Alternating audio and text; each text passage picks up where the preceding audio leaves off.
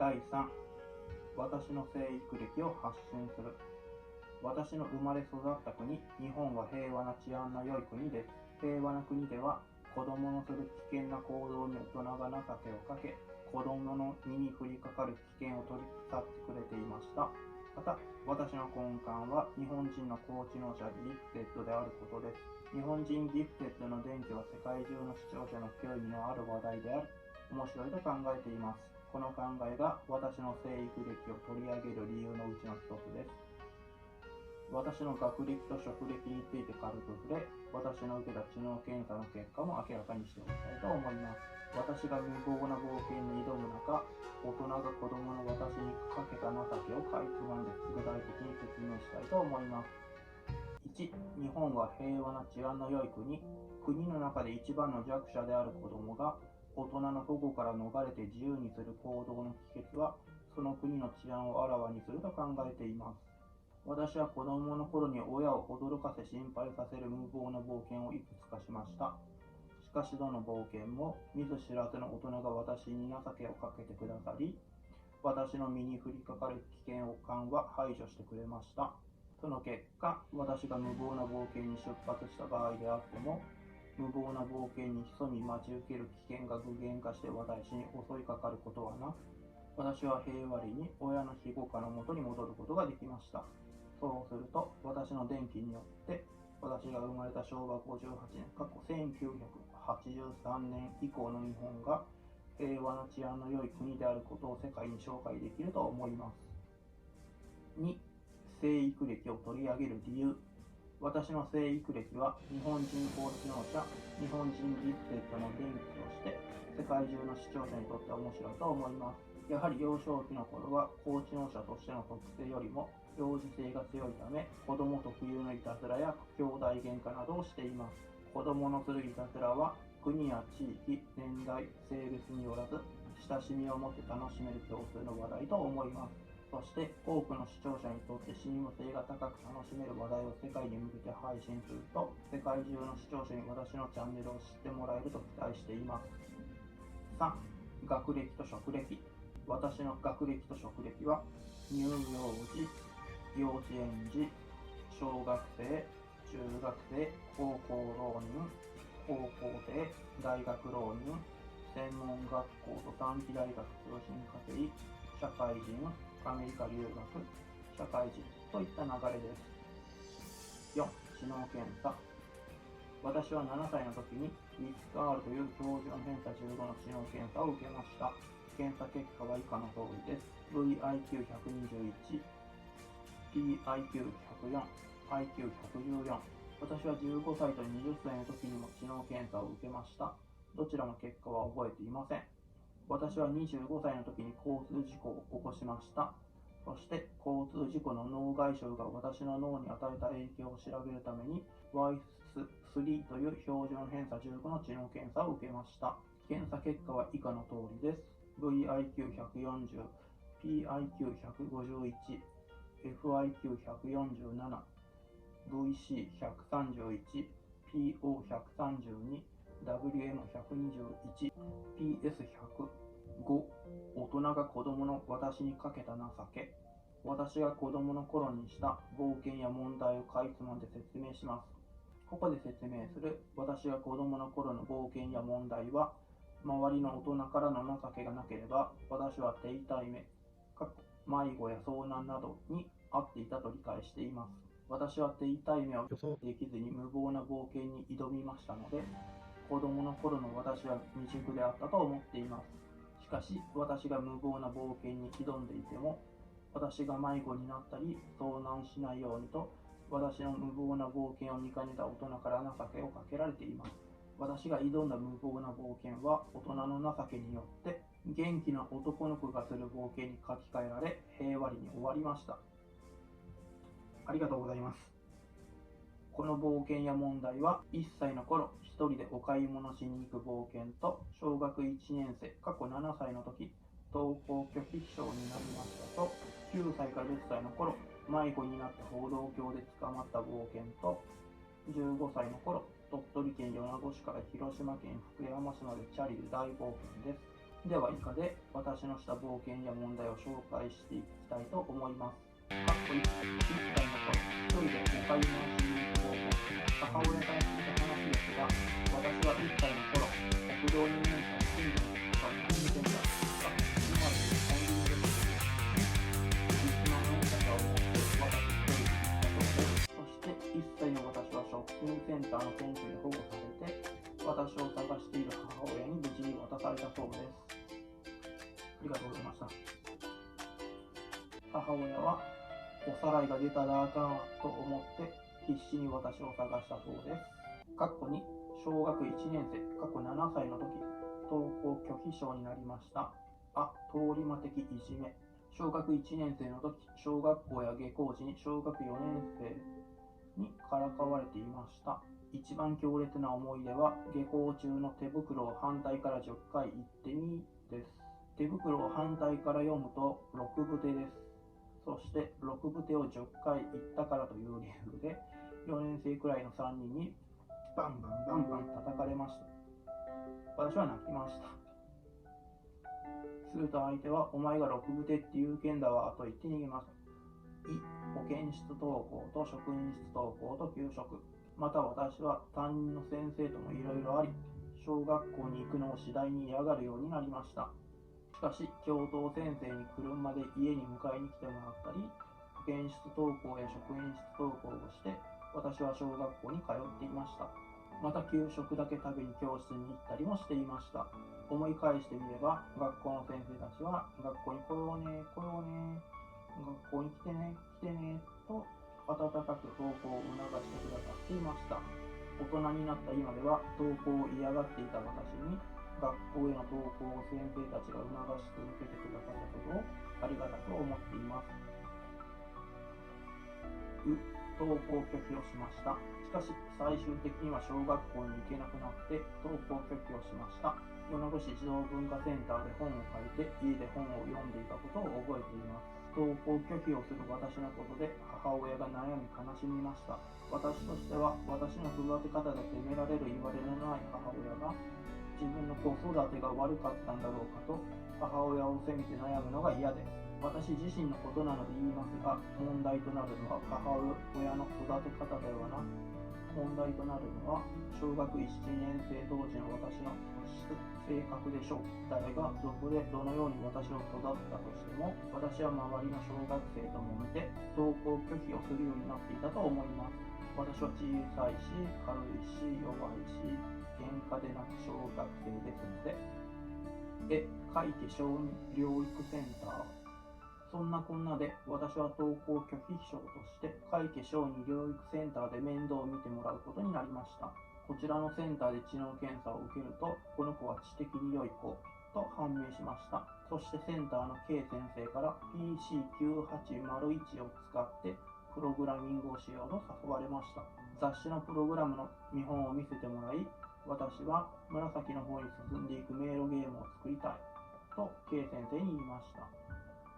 しかし、長いからね、こっちにしようとカット当てゲームを K 先生と一緒に作ることになりました。この頃の私はキーボードを押すだけで精一杯で、プログラミングを何も理解できていません。しかし、K 先生と一緒に楽しかったという良い記憶は残りました。そして、この時のゲーム、秀幸カット当てゲームと書かれたメイドインジャパンのソニー製フロッピーは今でも大事にとっています。こちらがそのソニー製フロッピーです。ここ、ゲーム秀幸数当てゲームと書いてあります。このフロッピーの裏には、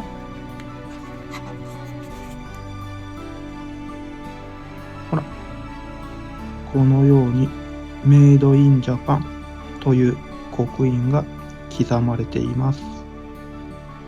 こちらのセンターに通う最後の日、もしかしたらこの子は将来偉大な指導者になるかもしれませんねと主治医のエッチ先生は母親に言ったそうです。3、9歳か10歳の頃、迷子になって歩道橋で捕まった冒険。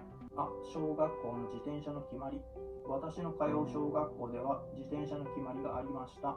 その決まりは、小学1、2年生は家の周りで自転車に乗りましょう。小学3、4年生は登校班の地区内で自転車に乗りましょう。小学5、6年生は小学校の範囲内で自転車に乗りましょう。という決まりです。自転車の決まりを守って走ったよ。9歳か10歳の頃、おばあちゃん家に行こうと思いました。小学校の自転車の決まりを守らないといけません。そのため、おばあちゃん家に自転車では行けません。そして、自転車ではダメだから走っていこうと思いました。そこで家からおばあちゃん家まで走っていて、どこかの歩道橋で見ず知らずのおばあさんに止められました。そして見ず知らずのおばあさんの家に連れて行かれ、麦茶をごちそうになりました。それから家の電話番号を聞かれて、父親が私を迎えに来ました。今ではこんな小さい子がおばあさんの家まで徒歩で移動するのは無理というアウト判定を見ず知らずのおばあさんが下し、見ず知らずのおばあさんの優しさで父親を呼んでもらったなと思っています。ありがとうございます。そしてマイコは無事に家に連れ戻されました。大人になった今、私自身もこの時の私は完全な迷子だよなぁと思います。4、15歳の頃、鳥取県米子市から広島県福山市までチャリ大冒険。大冒険ではなくて、万有だったかなと内心では思っていますが、冒険を兄弟の祭りにつけたかったので、大冒険としました。無謀な大冒険を大反省。小学校を卒業して、小学校の自転車の決まりもなく、私が高校浪人している15歳の時の話です。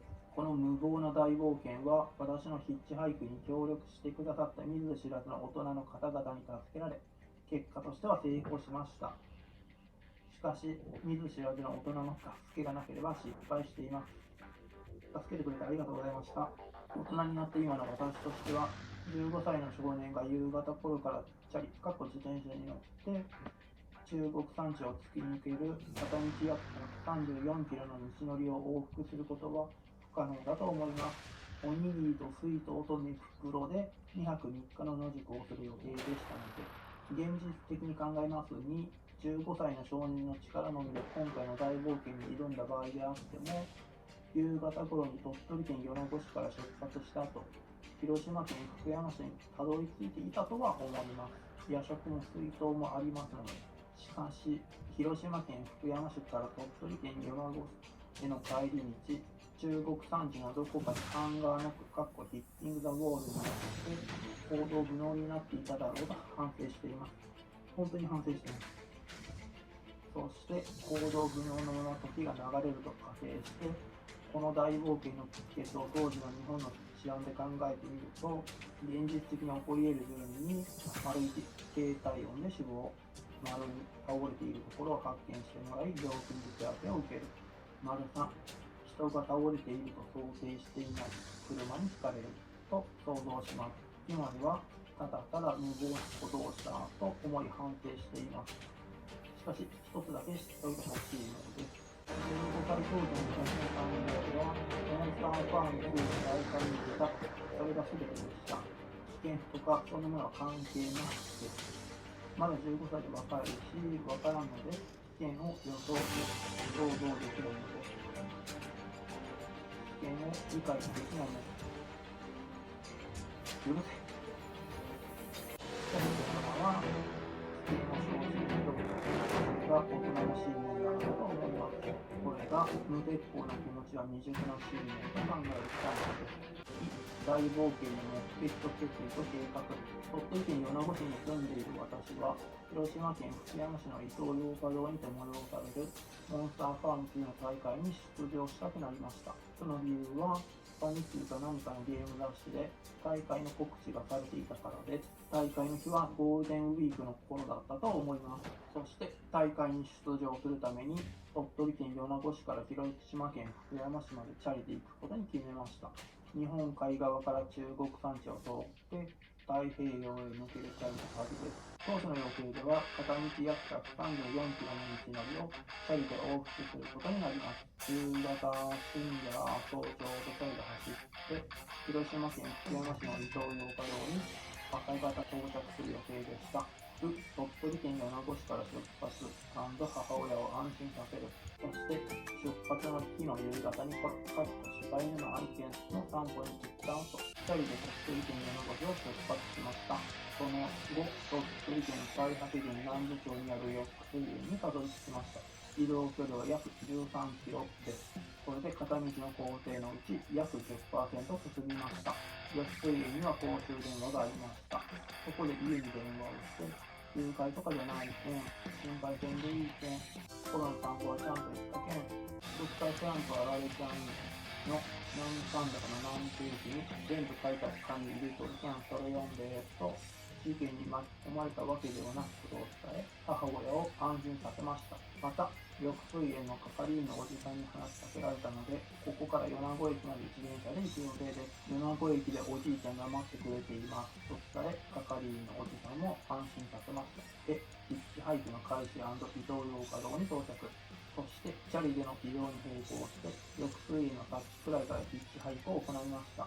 ヒッチハイクをした理由は、自転車を漕いでいて、当時の人気番組、月の電波少年のサル岩石中やんドロンで乗っていたヒッチハイクを思い出すからです。そして、親戚に泊まってくださった友人知らずのお兄さんの車に乗せてもらい、お兄さんの親戚で、広島県福山市のピザ保養稼働まで連れて行ってもらいました。そこに、ありがとうございました。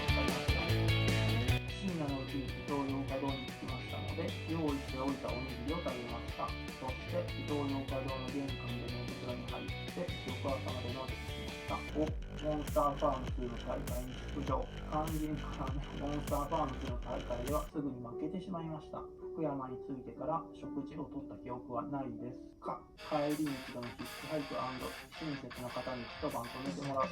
夕方頃からの帰り道でのヒッチハイクをして、見ず知らずのおばさんの家に連れて帰ってもらいました。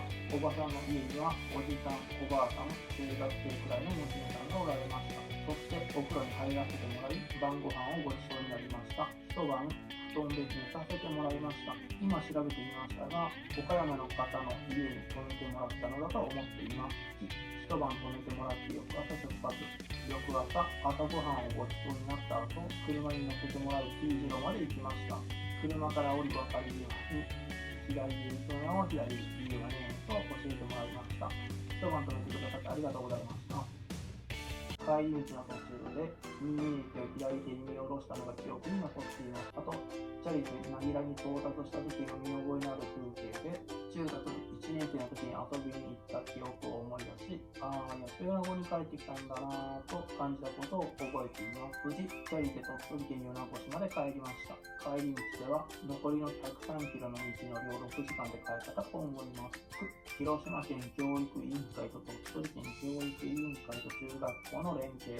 家に帰ってから数日後、中学時代の担任より、安田君どげな大丈夫かびっくりしたよ、安田君と電話がありました。何でも帰り道の途中で私を家に泊めてくださった方は、広島県教育委員会の方だったそうです。私を泊めてくださった方が私を送り出した後、私は無事に家に帰るか心配されました。そして、広島県教育委員会、鳥取県教育委員会、中学校、私の中学生時代の担任に、私までという流れで、私の安否確認が行ったのでした。迷惑かけました。つまり、広島県、岡山県、鳥取県、米子市の大人に迷惑をかけて、私の大冒険は終わりました。今回の冒険でたくさんの迷惑をかけてしまい申し訳ありませんでした。私の無謀な冒険に協力してくださった皆様、ありがとうございました。大冒険の移動まとめ。行きの道では約134キロのうち、丸1 10%、約13キロをチャリで漕いで、丸2、残りの 90%、約121キロの道のりは、親切なお兄さんの車に乗せてもらいました。帰り道では約146キロのうち、丸3、30%、約43キロの道のりをおばさんの車に乗せてもらい、丸4、残りの 70%、約103キロをチャリで漕いで帰りました。以上で第3、私の生育劇を発信するは終了です。最後までご覧くださりありがとうございました。